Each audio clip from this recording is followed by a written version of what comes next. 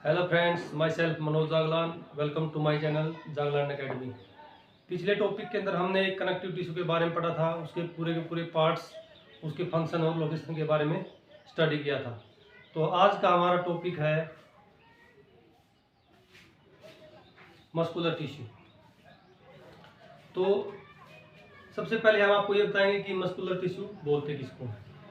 जैसे हम कोई भी कार्य करते हैं या कोई भी एक्टिविटी करते हैं, एक जगह से दूसरी जगह जाते हैं या किसी भी चीज़ को कैरी करते हैं या उठाते हैं, तो उसमें जिस टिश्यूज की जो मदद की जरूरत होती है उसको बोलते हैं हम मस्कुलर टिश्यू।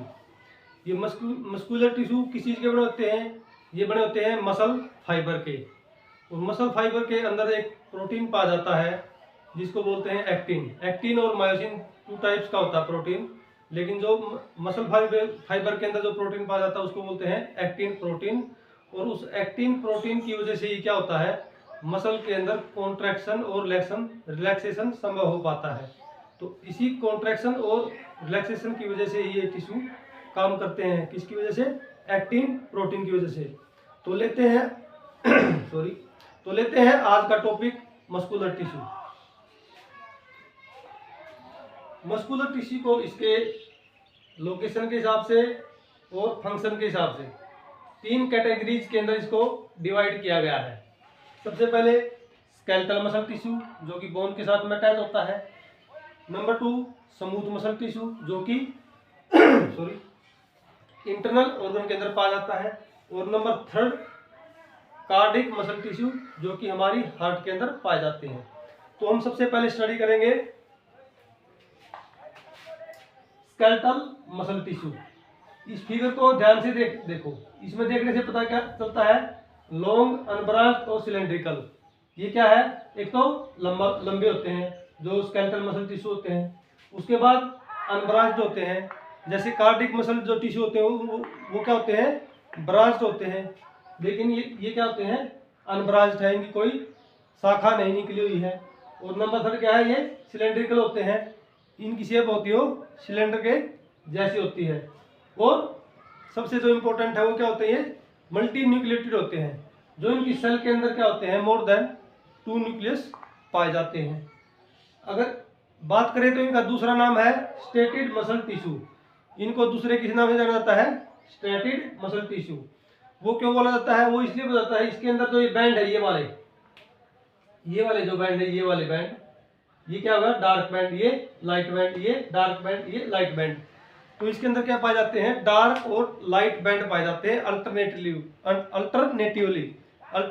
का क्या मतलब है? एक डार्क बैंड, फिर लाइट बैंड, फिर डार्क बैंड, फिर लाइट बैंड।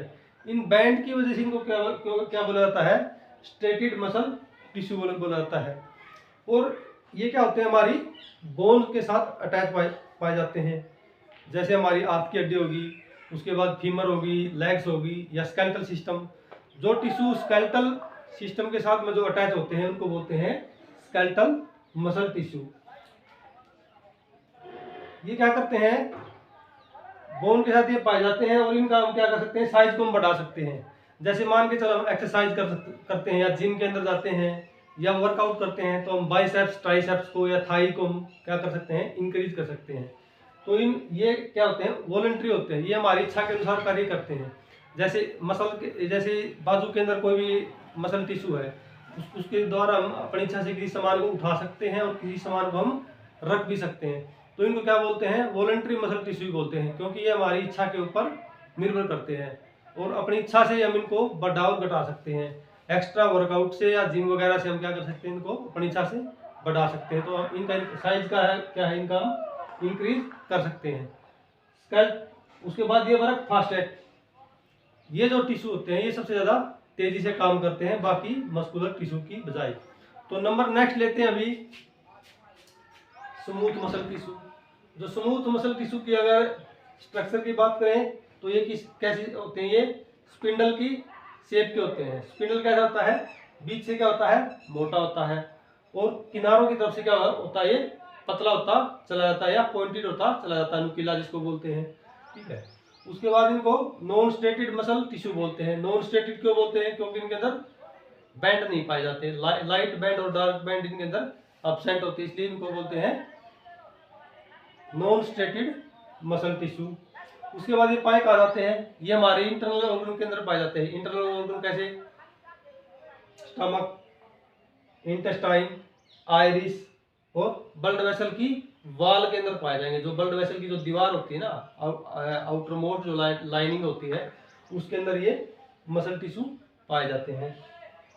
ये क्या करते हैं, हमारे जो इंटरनल ऑर्गन होते हैं उनको प्रोटेक्शन देते हैं, उनके जो फंक्शन परफॉर्म करते हैं, जैसे इंटेस्टाइन या क्या स्टमक है, ये क्या करता है, इसमें डाइजेशन में मदद करते हैं। तो ये उनके ऑर्गन की डाइजेशन के अंदर मदद करते हैं, उनको नरिशमेंट देते हैं, एंजाइम वगैरह को स्टॉप करते हैं, उनको क्रिएट करने में मदद करवाते हैं। Ability to divide and resonate, ये अकेले ऐसे टिश्यू है जिनके अंदर डिवाइड की एबिलिटी होती है और ये क्या रीजनरेट कर जाते हैं। नंबर 3 लेते हैं कार्डिक मसल टिश्यू। तो कार्डिक अगर नाम आ जाता है तो क्या हो जाता है, हार्ट। तो जो टिश्यू हार्ट के अंदर पाए जाते हैं उनको बोलते हैं कार्डिक मसल टिश्यू। तो ये कैसे होते हैं, ब्रांच होते हैं, इनकी जैसे शाखा निकली हुई, ये ब्रांच होते हैं, यूनी न्यूक्लिएटेड होते हैं, यानी कि न्यूक्लियस इनकी सेल के अंदर पाया जाएगा, सिंगल न्यूक्लियस। और ये भी क्या होते हैं, ये भी यूनी न्यूक्लिएटेड होते हैं। उसके बाद इनको स्ट्रेटेड और नॉन स्ट्रेटेड की श्रेणी में रखा गया है। इनको हम नॉन स्केलेटल टिश्यू भी बोलते हैं। नॉन स्केलेटल टिश्यू क्यों बोलते हैं, क्योंकि ये जो टिश्यू होते हैं हमारी किसी भी हड्डी से नहीं जुड़े होते, ये खाली हड्ड से ही जुड़े होते हैं। तो हड्ड के अंदर हड्डी नहीं होती, खाली मसल्स पाई जाती हैं। इनको हम इनवॉलंटरी मसल बोलते हैं और इनको भी इनवॉलंटरी मसल बोलते हैं। जो स्मूथ मसल टिश्यू होते हैं उनको इनवॉलंटरी बोलते हैं, क्योंकि हम स्टमक को या इंटेस्टाइन को हम ये तो नहीं बोल सकते कि आप हमारा फूड डाइजेस्ट करो अभी करो, या हमने ये खाया इसको डाइजेस्ट करो, इसको रहने दो, ऐसे नहीं बोल सकते। तो ये क्या होते हैं, ये अपने आप ही काम करते हैं। तो इनको हम इनवॉलंटरी मसल टिश्यू बोलते हैं। ऐसे ही हम हार्ट को क्या बोलते हैं, इनवॉलंटरी मसल टिश्यू बोलते हैं, क्योंकि हमारी इच्छा के साथ कार्य करते भी नहीं है। और हार्ट का तो फायदा भी है, जैसे मान के चलो हार्ट अपनी इच्छा से काम करने लग जाए तो हार्ट को हमारे को बार बार बोलना पड़ेगा कि आप हमारे ब्लड को पूरी बॉडी के अंदर पंप करो, नहीं तो ये नहीं करेगा। तो इसके इनवॉलंटरी होने का हमारे को फायदा है। और ये ही एक ऐसा ऑर्गन है जो हमारी पूरी की पूरी लाइफ का जीवन साथी है। सारे ऑर्गन काम करना छोड़ सकते हैं, लेकिन एक हार्ट ही ऐसा है जब तक हम जीवित हैं तो ये काम करता रहेगा। और ये हमारा सबसे जो अपना जो लाइफ का जो सबसे बड़ा साथी है, ये हमारा हार्ट ही है। एक बार हार्ट ने काम करना बंद कर दिया फिर कहानी खत्म, फिर दांड हो जाएगा बॉडी का। ठीक है, हार्ट की जो मसल का जो काम होता है वो कॉन्ट्रैक्शन एंड रिलैक्सेशन का होता है। और ये क्या करती हैं, एक दिन के अंदर 1,00,000 बार कॉन्ट्रैक्शन करती है और रिलैक्सेशन भी करती है। एक दिन के अंदर 1,00,000 बार हार्ट की जो मसल है कॉन्ट्रैक्ट और रिलैक्स करती है।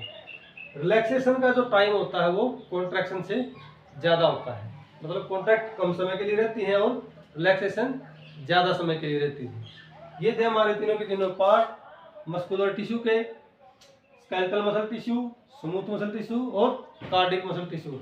स्केलेटल मसल टिश्यू पाए जाते हैं किसके अंदर, स्केलेटन के अंदर यानी कि बोन के अंदर। मसल टिश्यू उसके बाद में स्मूथ मसल किसके अंदर पाए जाते हैं, इंटरनल ऑर्गन के अंदर। और कार्डिक मसल टिश्यू पाए जाते हैं हार्ट के अंदर। इनके शेप, साइज और स्ट्रक्चर के बारे में हमने आपको बता दिया है। किसी भी स्टूडेंट का कोई सवाल है तो कमेंट में मुझसे पूछ सकता है।